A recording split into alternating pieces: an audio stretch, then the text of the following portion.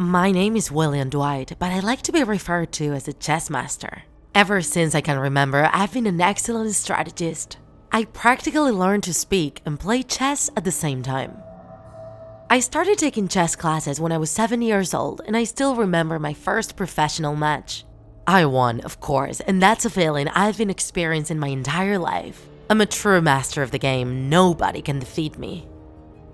It could be that my obsession with chess led me to not be very sociable. I never had many friends, well, except for one, Garrett. I met him at a chess tournament, and soon enough our passion for the game made us inseparable friends. He was even more withdrawn and reserved than me, and that's why his change of attitude really surprised me. With time, he became more of an extrovert, and his interest in chess faded away. Sometimes we would get mad at each other, but everything would go back to normal afterwards. I understood that we had chosen different paths, but that we were still friends despite that, or so I thought. One day I approached him and asked if he would like to play chess with me, for old time's sake. In that moment, Garrett was talking to a girl, and I noticed how both of them gave me a weird look. Garrett didn't even respond. So I grabbed my books and left. "Hey guys, there goes the great William Dwight," I heard behind my back. And that's when I knew our friendship was over. I ran home under the rain, broken inside. I got in and shut myself in my room, slamming the door. Shortly after, my father knocked on my door, but he was the last person I wanted to see, and I didn't bother to answer him. My mother had died in a traffic accident 5 years ago, and I was still not over it. My father worked hard to be both a father and a mother, but deep inside, I wished he had been the one to die. Time passed, and Garrett didn't show any sign of wanting to sort things out with me. Many times I waited for him outside the library, only to see him ignore me and go away laughing with his new friends. The only thing that kept my mind occupied was chess, learning new moves and improving each day. At least I still had that. One day my phone rang. It was Garrett. "Well, I'm sorry about what happened. You know that for a while I've wanted to have a more normal life, make new friends and forget chess a bit.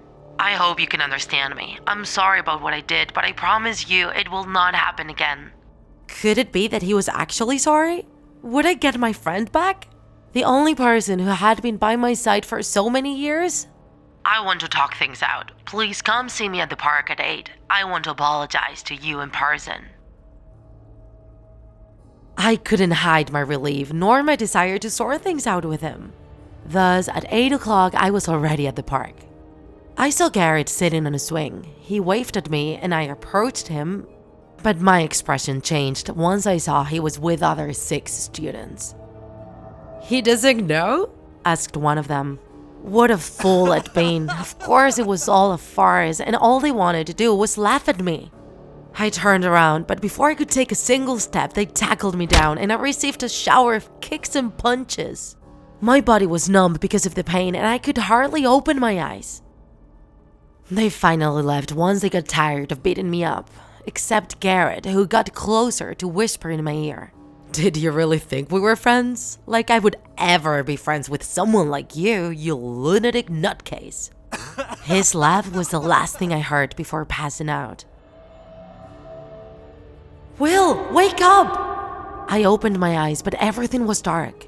Was I dead? "You aren't dead, Will." I couldn't see who was talking, but for some reason I wasn't scared. "Who are you?" I asked. "That doesn't matter, does it, Will? Just like friends don't matter. But you're not alone. You still have chess." Whoever was talking was right. For many years, I worked hard to be a good friend just to end up having Garrett betray me. In contrast, chess would always be there for me. "What do you want from me?" I asked. "You will know soon enough. For now, just focus on winning this game." A light surrounded me. I felt a mysterious energy different to anything I've ever felt before. It was like some sort of force took over me, while the only thing I could see was a background with black and white squares. My father's body fell heavily to the ground with a stab in his chest from which blood was spurting out.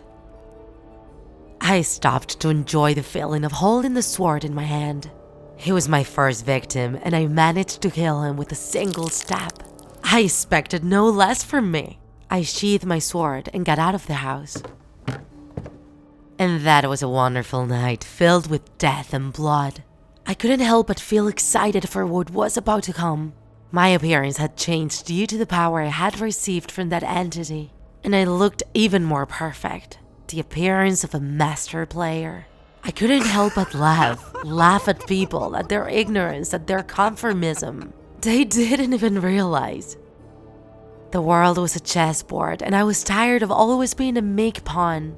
I didn't even want to be a different piece, as my destiny was being the player, the one who moves all of the pieces at his will, the master.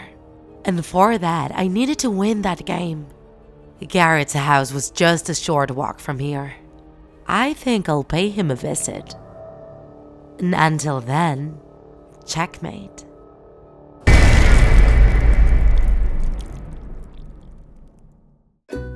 If you enjoyed this video, don't forget to like it. And if you want to see more Draw My Life videos, subscribe to our channel. See you in the next episode.